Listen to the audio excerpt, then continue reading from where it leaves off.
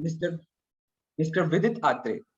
Vidit has been a distinguished alumni of IIT Delhi in electrical engineering of 2012 batch. It's an honor to have you here, sir. Also, we have with us Mr. Gaurav Goyal, IIT Delhi 2009 batch alumnus, who would be moderating the session today. Now, I would like Mr. Gaurav Goyal to take over from here. Thanks, Manas. Hi, Vidit. Hey Gaurav. Hi. Hey everyone. Thanks for joining on the request. And hello, everyone.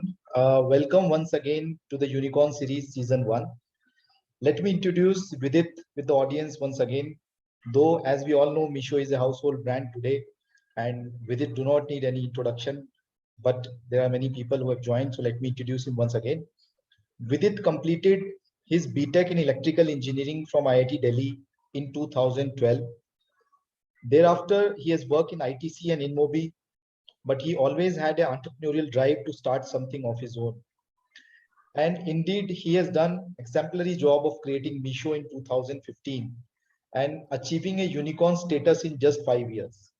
I'm sure his journey has been very inspiring for all the budding entrepreneurs.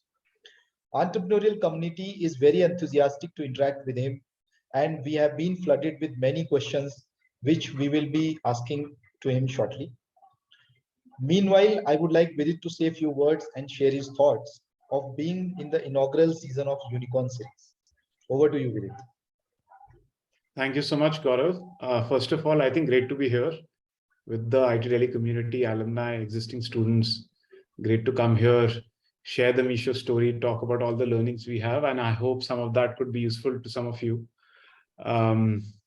I think just to kind of give you some introduction about the business, we started Meesho in 2015.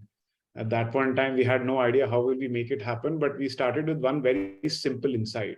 And that insight was that in 2015, e-commerce in India had been there for about 7-8 years, right? Like in some of the other form through many companies.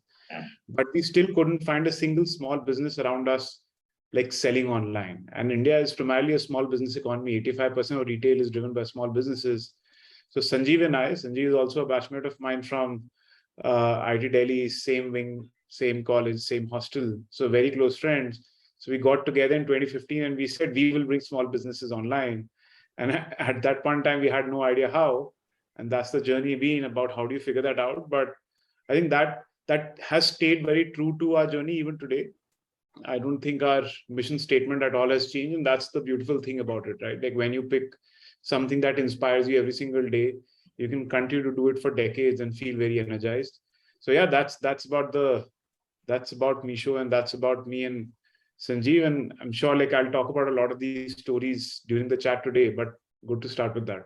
I'm sure that's a great inspiration and motivational story for all the IITD alumni community. So with it, now I would like to begin with the questions that we have received from all around. And I would also like to say to the live audience, if they want to ask any specific question to Vidit, please type it in the chat box. Our team will pick up these questions, and if time permits, then we will cover it with this session. So Vidit, starting off from your childhood, how would you describe yourself as a kid back in those days? That there were things which fascinated you, ignited you, and how has been your upbringing in the backdrop of these things? Yeah, no, I think I have a very interesting childhood from that standpoint. So I come from a family of farmers on both sides. So my parents, both my dad and my mom, come from a family of farmers in Uttar Pradesh, both from villages, not towns. So very hard for you to kind of know where that place is, but close to Hapur and Meerut. And my dad was the first person to come out of the village, same as for my mom. And when they came to like Delhi, like what most people do, they join a government job. And I was growing up in Delhi, and all my life, my dad told me there are only 2 types of jobs available. So either you can do a government job eventually, or if you don't get that, then you'll have to sit in a shop. And whenever I used to not study, he will tell me, hey, if you don't study, you will not get a government job and you'll have to sit in the shop. And that was basically the only motivation with which he made me study all my life. and I think that was the reason, whatever like path I took until at least getting to college was to kind of study so I can eventually, at some point in time, maybe write a civil services exam or kind of take up any other government job. That was also the reason to kind of come to IIT. And I think what changed for me is after coming to IIT, I think for the first time I was exposed to a new world, I understood that there are professions beyond the two that my dad used to talk about. There are professions that people who come to IIT go up in startup companies, right? Like, and companies across the board, like people who come to IITs go to banks, people who come to IITs do consulting, people who come to IITs do management jobs, and all of that was like very new to me, very insightful. And that also kind of changed my ambition. So if you had picked me in my first 6 months at IIT, I would have told you with 99% confidence that I want to become an IAS officer. And by the last semester, it changed substantially. So yeah, I think all of us are a product of the surrounding that we are brought into. And some of the inspiration and the aspirations I had as a child were also from there. So yeah, lots of changes. And maybe I think you'll come to the IT journey and I'll talk about how some of that changes happened. But yeah, I think that's about me as a kid. Grew up in Rohini in Delhi, have a younger brother. My dad worked in Delhi Jal Board as a quality analyst. My mom was a homemaker. So yeah, very middle class, I would say lower middle class family with the aspiration that come with someone like that. Yeah, that's really amazing. So Vidit, when you landed up in IIT, everybody comes with a certain expectations, and when you go to hostel life, you see a different world. So what is the contribution of hostel life in your journey when you look back? Like in my journey, especially, I think it's a lot. And the reason for that is, as I said, my co-founder today and my partner for the last 7 years at Meesho is Sanjeev, and we are wingies, right? Like, so the opposite rooms, as close as friends can be at IIT Delhi. We spend all the time together beyond classes.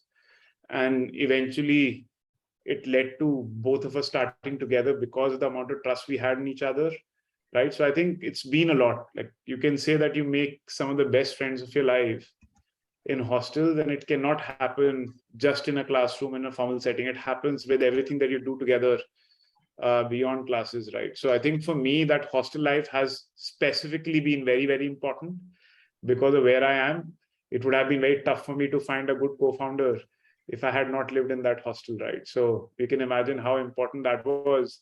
When I go back, I think and the reason kind of that happens is we go through all ups and downs together, right? Like, we have fun together, play together. Whenever we have a certain challenge in terms of some exam that we're preparing, we do go through that together, right? So all the things that you go together kind of builds a kind of bond which is very hard to do otherwise. And that's why some of these relationships are so strong. That's why even after graduating from college, 3-4 years down the line, when you think about starting up a company, the first person you will call is your hostel mate that you were strong chuddy buddies with. So yeah, I think that what worked out for me as well. And I'm super grateful for our hostel life, for where we are today. Wonderful. So Vidit, as you know, as we all know, like after IIT, I think you joined InMobi, and you worked with a large corporate company also. So how was that journey, and eventually how did this idea of starting Meesho came, and please share that journey with all of us. Sure. So I think it's like where I ended my last story, which is when we started IIT. At that point in time, it was very clear I want to become like IAS officer, because that's what my dad had told me all my life. And as I discovered more and more things, I think by the end of 4 years, it was very different. I don't think at that point in time I ever thought about starting up a business. To be very frank, even until the 4th year, I was not very sure whether I will do it. Also, from the kind of background I come from, no one has in my extended family anywhere has ever started a business, right? Like, all together. No one runs businesses. People are either farming or doing government jobs. So I don't think I ever thought about it. But by the end of 4 years, at least my aspiration changed from doing civil services to now saying, hey, I want to do a lot more. I want to see the world. Like a lot of my seniors that I used to admire, I thought that, hey, I will go and do a job at an ITC or a Schlumberger, eventually go for an MBA in US, and then do something there. I think that was the aspiration. And that's why I went to ITC, which was one of the good jobs to take at that point in time. And then I came to ITC, which was a very traditional company, right? Like the old ways of doing whatever they were doing. in the first 2 years, I realized this is not the most exciting thing for me, right? So you go there and things move really slowly. Like it's a very large structure. It's very hard to even know the kind of work you do. How does that impact the company? So I think in the first 2 years, I knew that this is not the thing I enjoy the most. While I also speak to my friends who are in Bangalore, who have started to join some of these tech companies at that time, which was one of them was InMobi. And I used to speak to some of my seniors and peers from IIT Delhi who were in Bangalore, and they used to talk about all of this fancy stuff that, hey, we are working on this world-changing product. I pushed some code yesterday and I see this impact tomorrow. And all of these things are very alien to me. So I started to get a lot of FOMO. I said, hey, I can't be working in this traditional dinosaur setup when the world is moving ahead. So I asked a senior of mine, like she's a senior of mine from IIT Delhi, and she was working at InMobi. And I asked her to refer me to InMobi, and that's when that move happened. Again, one of the most pivotal things that happened to me in life, because I moved there in 2014 after 2 years at ITC, and that year, which is 14 to 15, is when I really saw the startup world, right? I saw the power of technology to solve problems at scale really, really fast. And the whole journey was just starting because mobile phones were just getting adopted in the early 2010s, right? So it's like the best time to do anything ever. And within that year, when I saw what was happening within the company at InMobi, I realized like I want to do something like this.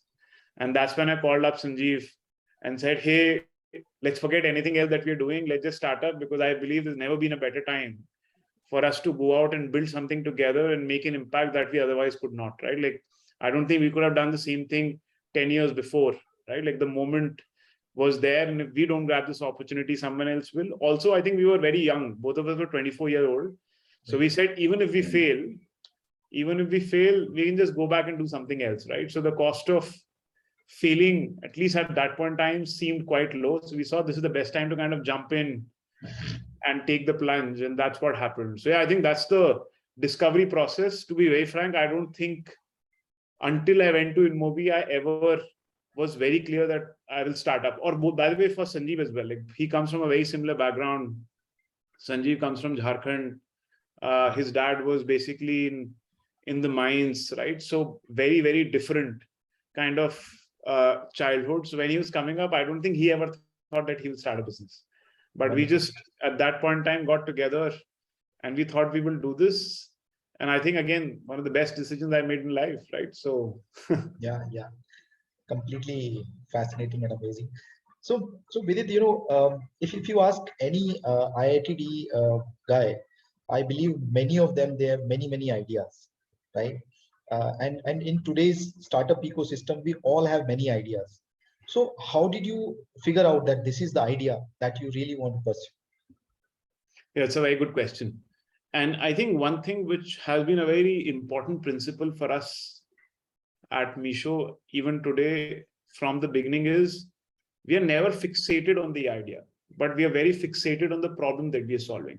Because ideas have context on when we are starting, what we are starting, right? So we said the problem we want to solve is we want to bring the entire small business economy in India online. That's the goal we took. And this is 2015. And we went deep and understood that even the consumers who buy from small businesses were not online. They were only on WhatsApp. So if I go and build out a website where people can buy from small businesses, no one will come because they're just not there. Most of them spend all their time on WhatsApp and there's no other second app they use on their phone. So at that point in time, we said the way to bring small businesses will be making sure that the consumers can transact with them on WhatsApp. At that point in time, 2015, doing commerce on WhatsApp was a very crazy revolutionary idea. Like most people laughed at it when we talked about it, but we said, because consumers are on WhatsApp, we will bring small businesses to WhatsApp rather than forcing consumers to come to a website, because a lot of companies before us had tried with the same problem, but failed because they somehow thought that they have to bring a customer directly to an app or a website.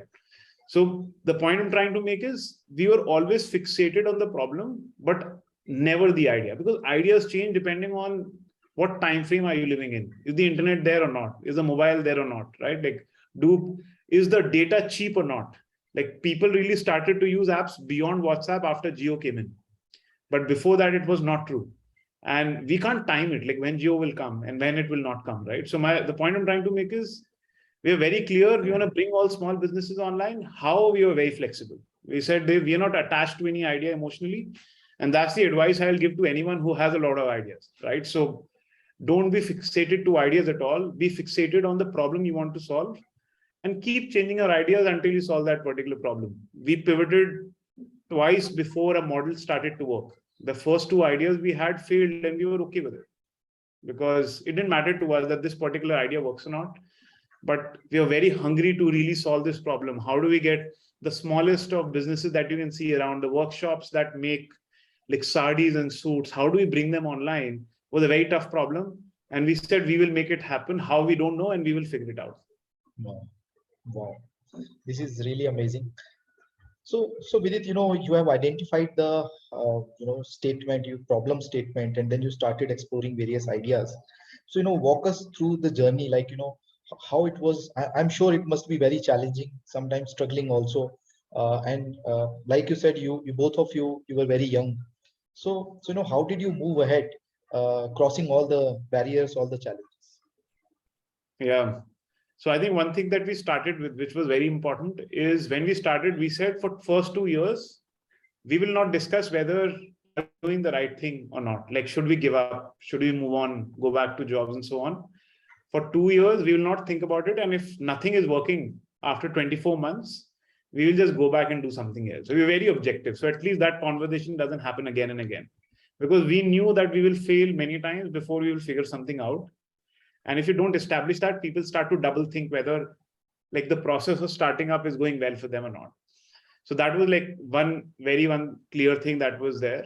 Second thing that we did was, at that point in time, once we figured out this problem, we just started to go on the ground and understand the space, because both Sanjeev and I don't come from retail, don't come from e-commerce, right? So we have zero idea about the space. That was also good, because generally people only from outside the sector disrupted, because they don't have any biases about how things are supposed to be done. Like people who are like within e-commerce or within retail, they somehow have biases. Hey, this is how stuff is sold, or this is how you kind of bring customer online and so on. So we could be a lot more from first principles, but we knew that we have to learn this out. So journey was, we went on the ground, started to speak to consumers, small businesses, understand what their problems are. And the first step we took was building a hyper local app that consumers can use to buy from small businesses around them. And this is what we built back in 2015 as our first product. And we built this over 6 months, tried selling it, and miserably failed. But miserably failed, like really badly.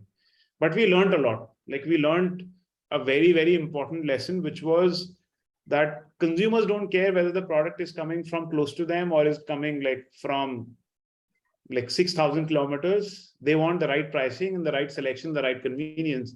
A very simple lesson to learn. Like, hey, like, sounds so simple. Why did you try it? But it was important for us to kind of go deep and figure this out, because then we leverage this learning in the second thing or the third thing that we did. So this didn't work. So we said, taking this consumer approach of only allowing local businesses to buy from does not work. Let us go to the other side. And then we went to these small businesses. The second version of the product that we built was more like a Shopify that allows any retailer to kind of create their online website, which is integrated like very well with a WhatsApp or other social platforms, because we realized back in 2015, a lot of these small businesses were using WhatsApp to stay in touch with the existing customer base. So we said, if we build a very like a simple software layer for small businesses to manage these customers, it'll be super valuable. And they would want to buy this product. We built that, again, spent about a year doing it, and we miserably failed again, like very, very clearly. But again, we learned something, and that is what led to the business that eventually worked, which was, we realized that a lot of consumers are on WhatsApp who have no other access to buy from these businesses. And that's when we built the version of Meesho which started to work, where we allow someone to become a Meesho entrepreneur, create WhatsApp groups, and start to share products from the Meesho app there. And that, then it worked like beautifully. I think I still remember we started the company in mid of 2015. I would say we got to some level of PMF mid of 2017, which is 24 months before we figured out an idea that really worked for us. And from 2017 to 2018, in like 12 months, we scaled 100x. We went from a company which was, I think, mid of 2017 when we raised our first, I would say, Series A. At that point in time, the company was valued at like 6 million. That's all. Mid of 2017, when we went out to raise our first institutional round, mid of 2018, we were valued at 250 million in like, again, 12 months. Because once your product starts to work, right, like you just have to go with very high speed and scale that business. And that's what we did.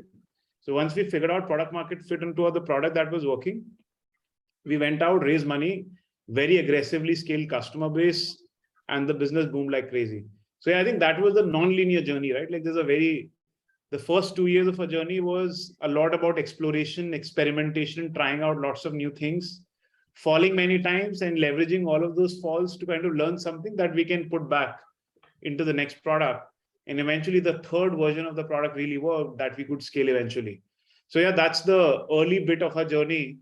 Again, that's, if I reflect back, that's also the most beautiful part of the journey, because every day you come back, you're brainstorming something, you're whiteboarding something, you'll implement it in the evening. Most likely it will not work, but you just feel very good that you try something new out, irrespective of whether it works or not. It's also the time when the team is very cohesive. They're getting excitement from doing whatever they're doing. We used to work like some 18, 20 hours per day.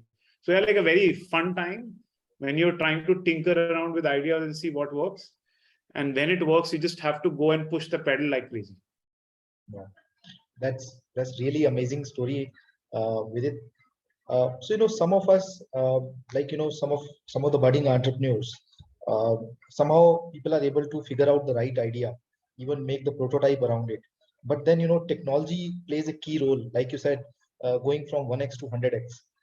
So what role does technology has played in your journey, and how did one should identify a right co-founder? So many people have asked question around it. What kind of equity you can split with your co-founders and all? So please, share your thoughts on this. Yeah, so I have very strong point of views. Again, basis my journey, and I will also tell people to kind of take everything from a pinch of salt. It depends on everyone to everyone. Like in my case, I think we started very simple, right? So Sanjeev and I started, we are friends, we started 50-50, and I don't think I would ever change that. It also establishes that people are at same level, right? So you can call someone co-founder, but you give them 5% and you keep 95%. It's just a glorified employee, right? It's not a co-founder. You can call them whatever you want. So to me, I think that's very clear.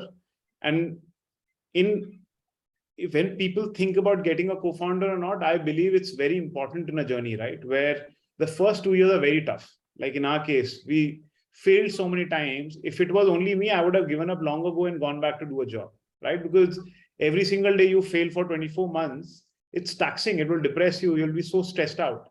Okay. But when you have someone else, that person will remind you that, hey, not everything is bad in the world, and they'll bring you up and keep you sane.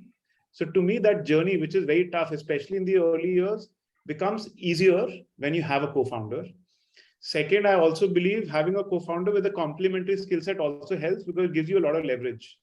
So the way it works at Meesho is Sanjeev looks at tech and I look at everything else. And we have very high levels of trust. So he can make any decision he wants there and I'll go by it. And the same thing works for non-tech as well. And that works beautifully as the company starts to scale. There's no conflicts because the skill set are very, very complementary. So I would say that's what it should be. But more than complementary skill set, the levels of trust matters a lot, right? Like it's easy to get divorced, but very, very hard to kind of get rid of a co-founder. Once you found a bad one and your equity shared, if the chemistry is not working out, it's very hard to split. So you have to be extremely thoughtful of who are you pairing up with, who do you call a co-founder, and you stick with them because it's so hard to change. So knowing that you trust them is very important so that you're able to manage conflicts later. Conflicts always happen. You cannot agree on everything forever. But if trust levels are high, you can disagree and commit and move on. If trust levels are low, many times that company goes down, especially with those relationships. So I would say those are the principles. One is, I believe co-founders should be broadly at the equal level. Second, complementary skill set. Third, the most important thing is trust. And I would say fourth, you should definitely get a co-founder from my journey, because the explore journey becomes much easier when you're sharing it with someone rather than being alone. Yeah, that was really, great inside learning. So with it, we have some questions from the audience which have come. So first question I would like to take from Suranjika and Amrit from TapStart Digital. So they says that they both are non-tech guys and they are doing a startup in technology space, and they are struggling to find a co-founder in the tech space. So what is the right way for them to take off? No, I think there's no single wave. There was, I think it will be published somewhere and most people will be following it. There's no right way around it. As I said, you have to find a trusted partner, which can take time. The things that have worked for people around me, like for me, especially, go back to people that you will know. You may be non-tech, but they will be friends of yours from college who would be doing tech somewhere. And it's always the easiest to go out and convince them, right? Like convince them in the right way so that they believe in it, because you know them from the past, you spend time with them, you'll trust them, plus they will have the right skill set. I've generally seen people who come from IITs like us don't have this problem as much. I see a lot more other people who come from other backgrounds struggle a lot, right? So we have this unfair advantage to some extent, as you can say, while starting a tech company, because you can always find some good friends who are working at a tech company who are really good at that particular skill. But just go back in your relationships, in your time at IIT, find some people that you can trust, people who are really good at tech. If that's not the case, then I think you have to spend time in building and nurturing some new relationships. Find people at new conferences. There may be some tech guy who's looking for a non-tech guy.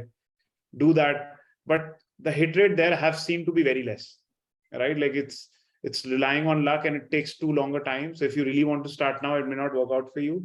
The easiest way that works for especially IITians is to go back to the list of friends that were there in college who are working in tech companies and go out and convince them. Take them out on lunch and sell the story. That's how it works. Really true.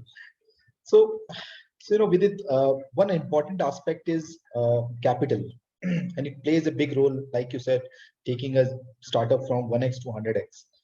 And beyond capital, what role does investors play, and how it was in your journey? Audience would like to understand. Yes, so I'll also share a very interesting story, especially around the first round. So when we created this idea, we said, hey, we will enable people to buy from small businesses on WhatsApp. It was, I think for 2015, it was just way too crazy an idea. So we were in Bangalore, we met every single angel investor in Bangalore and everyone said no, like 100%. Everyone said no. So then we said nothing else is working. So I went out and basically cold emailed like lots of IIT Delhi seniors, lots of them. Okay, hey, we are starting up, we are doing this and so on. And by the way, just in 15 days, we closed an angel round. And all of the people who put money were just IIT Delhi seniors. And at that point in time, Sanjeev and I really realized the value of the IIT Delhi community, of how well it works. Like people were super helpful. If they were not putting money themselves, they'll connect me to someone else who will do it. Like our biggest angel investor at that point in time was Neeraj Arora, who's the, I think 2004 or 2003 IIT Delhi pass out. He was at WhatsApp, so he even understood the problem to some extent. But I still remember I spoke to him for like 2 minutes and he put in money. He told me, hey, I'm putting money because you're from IIT Delhi. I still don't understand your idea, but if I want to take a bet on someone, it should be you. And that's what basically made our round happen. And that's why we are where we are today. So the value of the IIT Delhi community is immense. Now the venture capital and the angel capital ecosystem is also a bit more mature. So people can go out and find these directories to reach out to. In 2015, there was nothing, right? So there was nothing available. So the only thing that really worked for us is the alumni community. So it's super powerful. So the first thing I will say is someone looking for it, like if nothing else is working, IIT Delhi community always works, is very, very powerful. Otherwise, I believe apart from this, the way to raise capital is raise some bit until you can prove your idea, right? So sometimes people go out to raise a very large round with absolutely nothing in a deck. That works for someone who has deep experience in that sector, right? So you have 10 years of experience in a sector, you have access to insight that most people don't. then I'm sure like some venture capital investors will go out and invest in that company. But if you are really new to it and you're a young person, which is most of the IT Delhi founders that start up today, if you're a young person, people are not going to bet with a large amount. So be okay with raising a small amount that will help you navigate the next 18 to 24 months where you can build a MVP, show some traction, show that this product is working, and then go out and basically raise a large round. That's what we eventually did after this and worked beautifully for us for the first 2 years. Another thing that you should also do is, apart from raising capital, look for mentors, which can also work very well within the IT Delhi community. As I said, we got in touch with Neeraj, who was the angel investor as well as the mentor for me for the first 2 years. He understood the ecosystem. He understood how WhatsApp works. And if he wasn't there, I don't know who I would have brainstormed with some of the questions that I've never faced before, right? When we started, both of us were 24. We had never hired a person ourselves. Both of us hadn't managed lots of people like ourselves. So you have to learn all of this skill very, very fast. And if you don't have access to the right mentors, this journey can seem very tough. So building the right network of mentors, a lot of them can come from the IT Daily alumni community as well, should be also one of the top things to do when you're starting up. Very sure. Yeah. So Vidit, this interesting name of Meesho, how did it strike to you? And, we have seen a lot of startups which are famous, which have been successful. They have the last word O, like Zomato, Meesho. So is this some sort of, coincidence, or is it a trend? Yeah. Yeah. I think there's a very interesting backstory around it. So a friend of mine in our batch from IT Delhi, when we were at IT, wrote a blog out of like nowhere around sexy names. And he said like the names that people remember very well were names that have only 2 syllables, not 1, not 3, right? So even if you, like, for example, today, you look at a brand name like Facebook. No one calls it Facebook anymore. People call it FB because it's 2 syllables. No one calls Instagram anymore. They call it IG because it's 2 syllables. Or they call it Insta, which is 2 syllables. So we said we don't want to take a name that people will then break around because it will not fit the 2 syllable thing. So we were very clear we'll pick 2 syllables. Second, names that end with vowels are easy to say. So you don't make pet names of that particular thing. So we said we will have to end with a vowel. And something which connects with our mission as well. So we created Meesho by putting 2 words together, which is Meri Shop, because we wanted to give a shop of their own to each and every small business in India. So we said Meesho fits all the 3 criteria just talked about. So we said, hey, it works. And finally, we could also find a .com domain, which was a super tough thing to do. I'm sure it's even tougher today. And that's how we arrived at Meesho.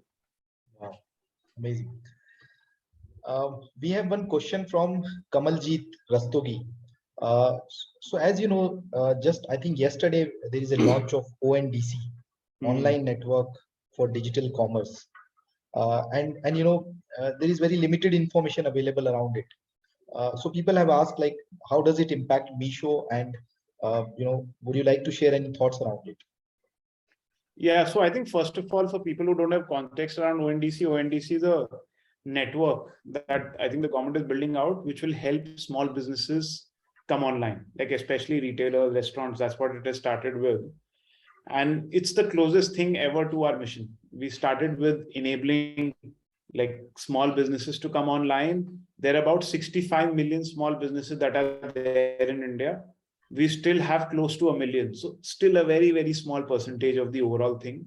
And there are lots of regulatory problems, other infrastructure problems.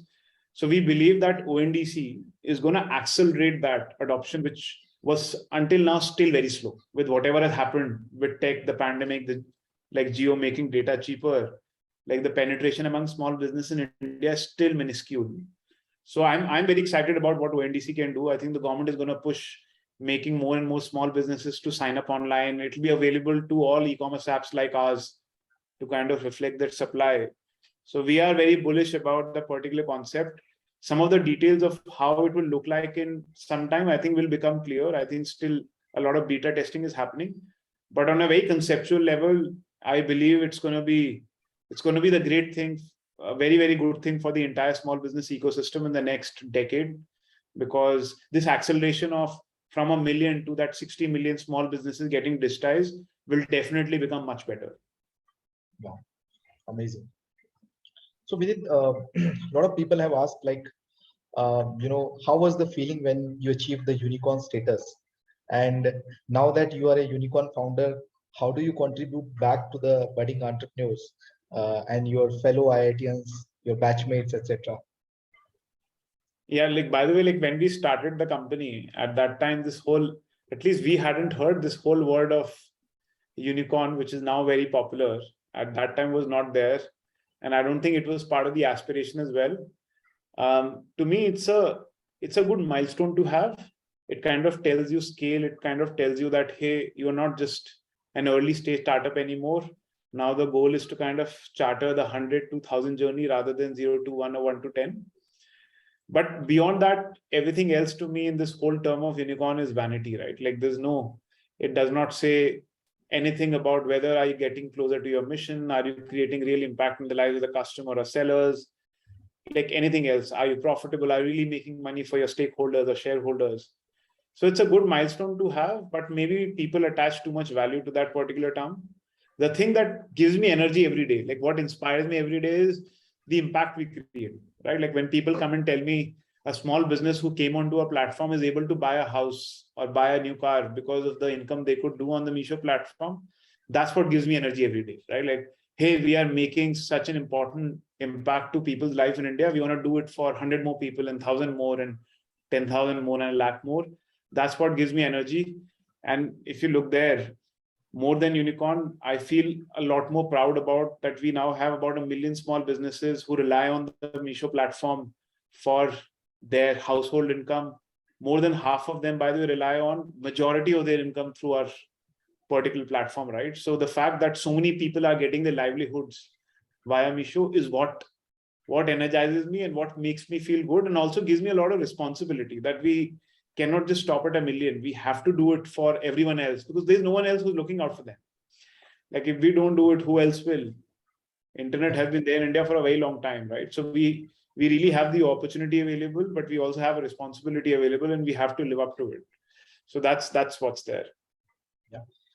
So Vidit, would you like to share some story of any such reseller on your platform, or during your journey, anything special that you have you felt very close to your heart? Would you like to share with the audience?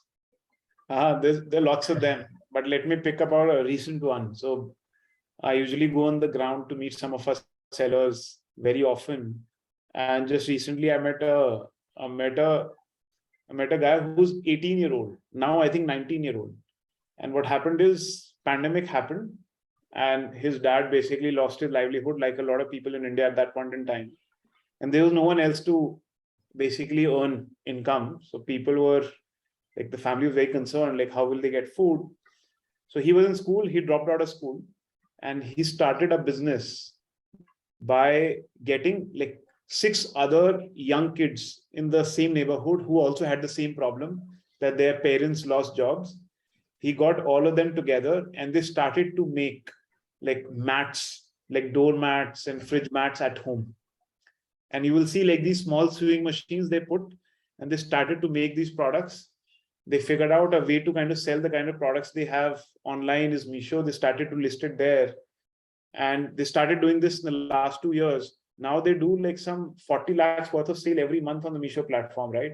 From zero to nothing. And now the entire family, all those 10 families where people are working on this, rely on Meesho for majority of their income, right? And we see prosperity happening more and more for that entire neighborhood. So to me, stories like this are very inspiring. Like people, they're pushed to the corner. A lot of them were pushed to the corner during the pandemic, but the entrepreneurial spirit that exists in the country just changes the game whenever people are pushed to the corner. So I was very inspired by their story, and I told them that like I'm inspired by what they've done. It's so good. And I feel proud about the platform that we have built that is enabling such stories to even happen. Very true. It's really inspiring. And, especially when there is no such platform and you provide them similar platforms. So it's really amazing. With it, we have some queries from the students also, as some students have also logged in from IIT Delhi. And as you know, IIT Delhi curriculum is quite tough. One has to go through many exams and, they have to attend the courses. At the same time, there is so much here about unicorns, startup ecosystem and all. So what's your message to students? Is it, so somebody has asked, is it the right time to start when you are in college? Yeah. So now if I reflect back, by the way, there's no right time. You should start whenever you feel like. Like I feel people start from college. That's the right thing to do. Sometimes people start 10 years after they graduate. And even that's the right thing to do. There's no right time. You should start as soon as you feel that, hey, I feel passionate about this and I'm ready to be a startup entrepreneur. Because sometimes people underestimate what it takes to be a startup entrepreneur. You will work on this particular problem for your life now, right? You can't change. So you can change jobs. You just can't change the product that you're working on, the company that you're working on, right? Like the idea that you're working on, just can't change it. You'll have to stick with it for a long time. You will have to be ready with failing for some time. So, and if you will fail for some time, it may require you to have some kind of buffer or some kind of income that will take you through that particular period.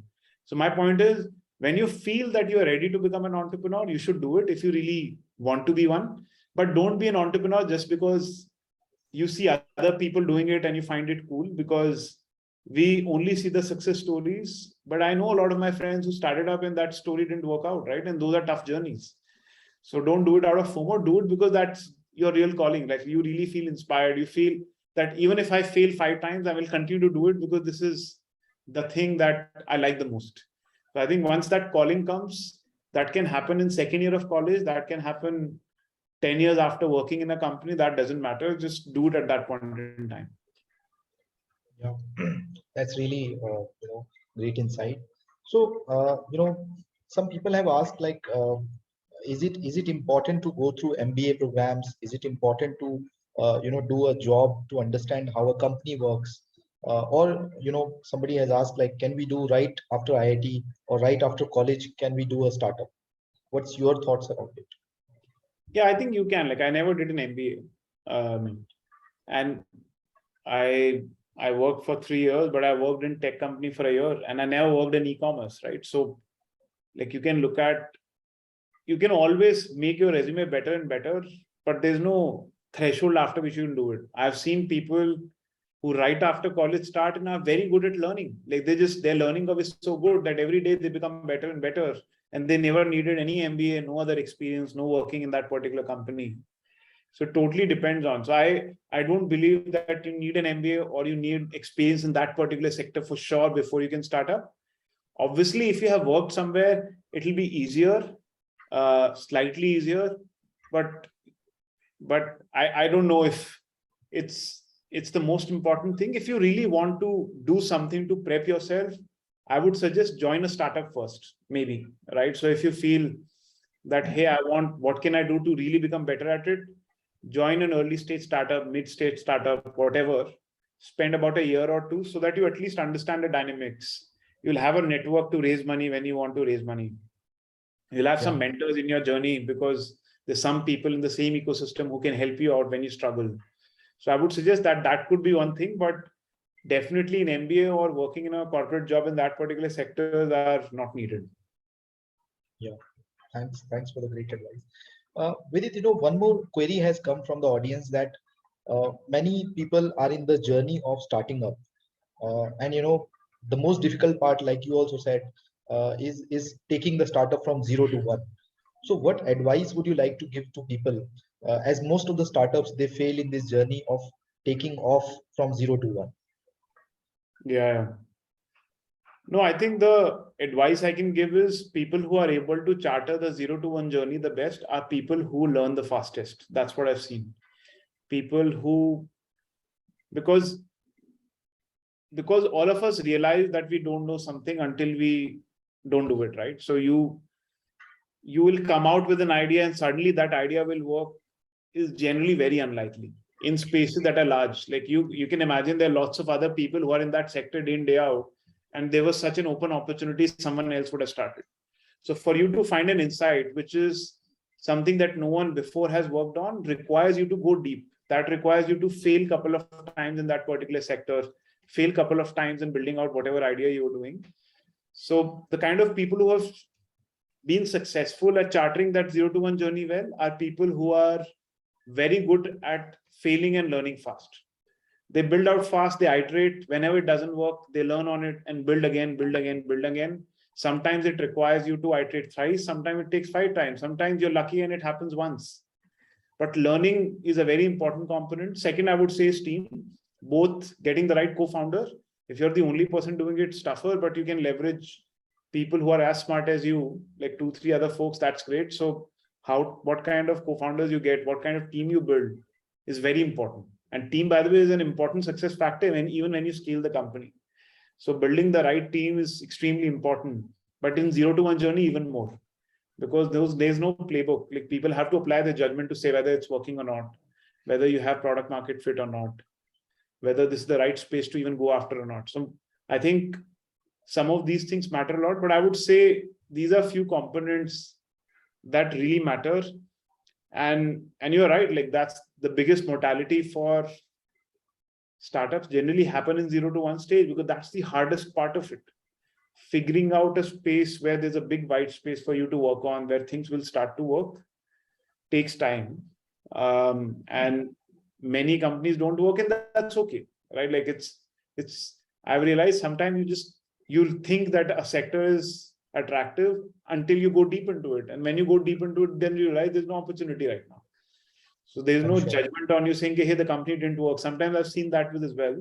But some of my friends just feel like a failure because that company didn't work. Many ideas just don't have white space, irrespective of how good you are at execution. So that happens for sure. But like, if I have to summarize, one thing I've seen is how good people are at learning, managing their emotions when they fail, and standing up again and again and trying makes the biggest amount of difference between people who succeed and people who don't. Really inspiring, Vidit. Vidit, one more query we have from the audience. So, getting talent has been challenging for startups, for corporates, for all sort of companies. And retaining talent is much bigger problem. So how you have solved these two challenges, getting the best people on board, keep them motivated, retaining with Meesho? How was your, experience, and what advice would you like to give to budding entrepreneurs for this? Yeah, it's a very good question. And I think just in terms of attracting, what matters is for anyone, right? Like, what matters is what problem people are working on. Like, is it inspiring for them to stay at that problem forever? Second is their compensation. Compensation includes cash, ESOP, everything. And third, I believe, is culture. So I believe a value proposition for a potential employee lies across these 3 verticals. And I think we've done a lot of work around all 3. Like, for example, when we started the company, we only wanted to attract talent which relates with the problem that we are solving, who feel that we want to work in helping small businesses to come online, right?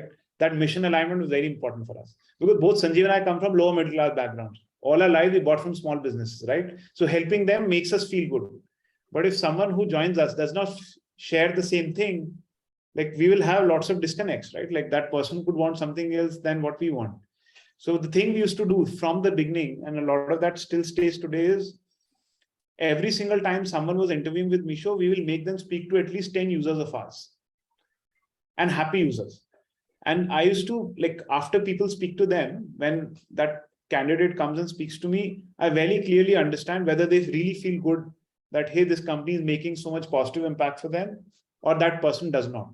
And if that person does not, I know that they're not a good fit for Meesho, because I want people who really want to help small businesses, who will every day sleep well at night because they knew that they helped so many people in this particular segment. So one was mission alignment. We made sure that people we get are very strongly mission aligned to the cause that we have. Second, I would say is, I think we were very clear that we want to share, not just giving cash after you raise money is much easier. And now, by the way, everyone in the sector gives you a lot of cash. But we always were very clear that we want to share ownership with everyone who joins in the company, right? If the company becomes large, everyone should share in that. So we've always given out a lot more ESOP than most people out there. ESOP is stock options.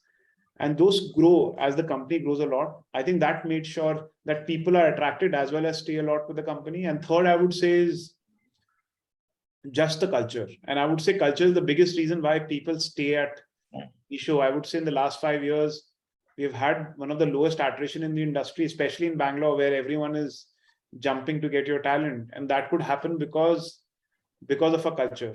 Like Sanjeev and I started at that point in time, we wrote one thing very clearly. We said we want to build the most people-centric culture out there in the world, not just anywhere else, but the most people-centric culture. And that's why you would see we've pushed boundaries around some of the people policies, the kind of things we do internally.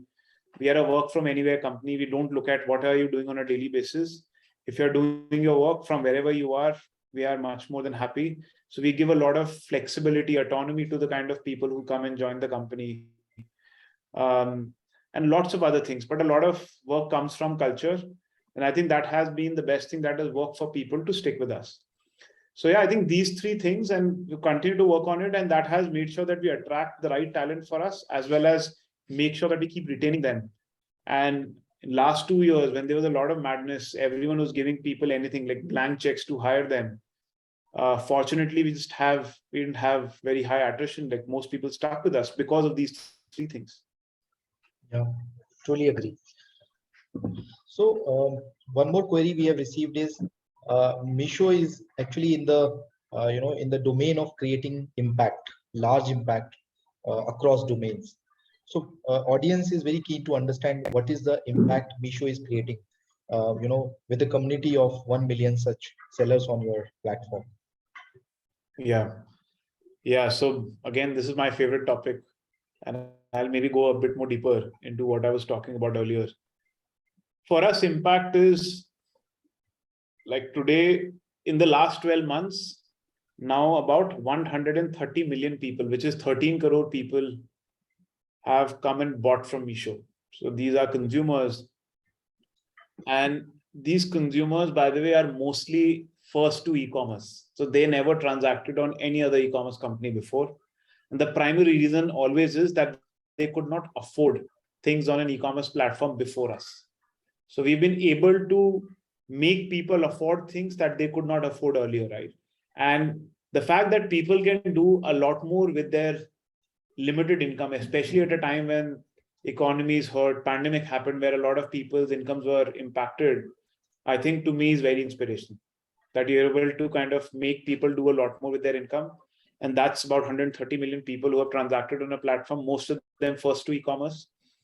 On the small businesses side, we have about 1 million of them spread across the country. 70% of them come from tier 2 cities or below, right? Like the small workshops or small factories, many of them are traders. We have a lot of women who makes like a lot of these products at home. They'll make achar at home, they will knit sweaters at home and start to sell on a platform and able to kind of make income happen. And we have about 1 million of these small businesses across all points of categories, right? Like we're very horizontal platform. So any category you can think about, a small business today in India, when they think about going online, they prefer Meesho over anything else. So I think that's the impact on the small business side. Another very interesting thing is around our WhatsApp resellers.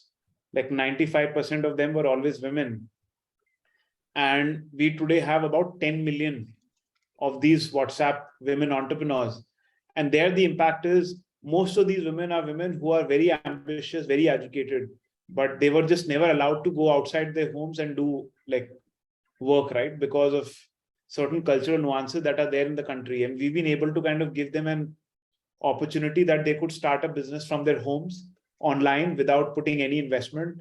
And we have helped 10 million women to really start their business online at home, given them a professional identity, which was very important for their confidence, giving them like financial independence, because now they can earn their income and not rely on their husbands for every single penny they spend, right? So again, lots of impact. So I would say in our entire ecosystem, we have enabled so many of people to kind of come and realize their dreams. And I'm not even counting all the other folks who are part of the delivery ecosystem. Now we have close to 60,000 delivery partners who work with us, who are able to kind of, again, make income while serving customers on the Meesho platform. So we really created this ecosystem where people are able to come onto a single platform, do business with each other, and really help them grow their business. Yeah, thanks Vidit. This was really helpful. Just the last question we'll take. So any motivational book or movie you would like to recommend to audience? So I'll take one book, I think, which has really helped me many times whenever I've been stuck with a big problem. This book is called Hard Thing About Hard Things, right? So it's written by Ben Horowitz. It's a beautiful book. And the reason it is beautiful is, like most books, especially in the startup ecosystem, are around success stories, like when things really worked, what worked. And this is about a company that Ben Horowitz worked, which I think did well, got acquired, but had lots of ups and downs. And the book is more about the stories when failures happen, right? And no one talks about them. No one talks about how do you handle them? How do you handle the first senior person that you hire who's not performing? How do you let them go? It's a very tough thing to do. And no one else kind of helps you with it. That book does. So it's a book that I love. It's a book that I go back to every single time I'm struggling with a hard problem in the business. So for someone who's really wanting to really relate with the journey of running a startup, I would suggest that you should definitely read that book. And it'll also be a very important handbook when you will be running that company. So with it, now we are moving towards the closer of this season 1. And it was really nice interacting with you. I'm sure the audience have enjoyed the inside info, the learning, and the journey of Vidit and his co-founder. I would like to hand over to Poonam, who is IITD alumna, 2007 graduated, EC member, and also the member of Startup Subcommittee. Poonam, are you there? Yeah, I'm there. Thank you. Yeah, thank you, Gaurav, for passing on the baton. And on behalf of IIT Delhi Alumni Association, I extend a hearty vote of thanks to our chief guest, Vidit Atre, who spared time from his busiest of the schedule to grace this occasion. Today, we had the opportunity to hear your thoughts, and this will surely be going to encourage us in our future events. I'm immensely thankful to Gaurav for his efforts towards moderating the session today, his own ideas and elegance of carrying forward the conversation. I need to mention my deepest sense of appreciation. I extend my thanks to Sashank and team EDC, the Entrepreneurship Development Cell of IIT Delhi, to support in organizing the event. I would also like to express my gratitude for our media partner, Your Story, for their excellent coverage of our grand Unicorn Series opening. Last but not the least, an event like this cannot happen overnight. The wheels started rolling a few weeks ago, and it required a humongous planning and a bird's eye for details. We have been fortunate enough to be backed by a team of very proactive and dedicated team from IIT Delhi Alumni Association, including its staff members. So thank you, IIT Delhi Alumni Association and staff, for your enormous cooperation towards the organization of this gala event. Yes, thank you to all my wonderful audience for giving your time to attend this session and make the event such a huge success. And let me brief you all. In future, IIT Delhi Alumni Association aspires to conduct these Unicorn Series in the offline mode too across Pan-India. We will keep you posted for all the same. So yes, we'll look forward to your participation towards all our online and offline engagements. And good evening and have a great Saturday night. Thank you. Thank you so much to everyone. Thanks you. Vidit. Once again, thanks everyone. Thanks, Vidit. Thank you, everybody. Thanks. Thank you, everyone. Take care.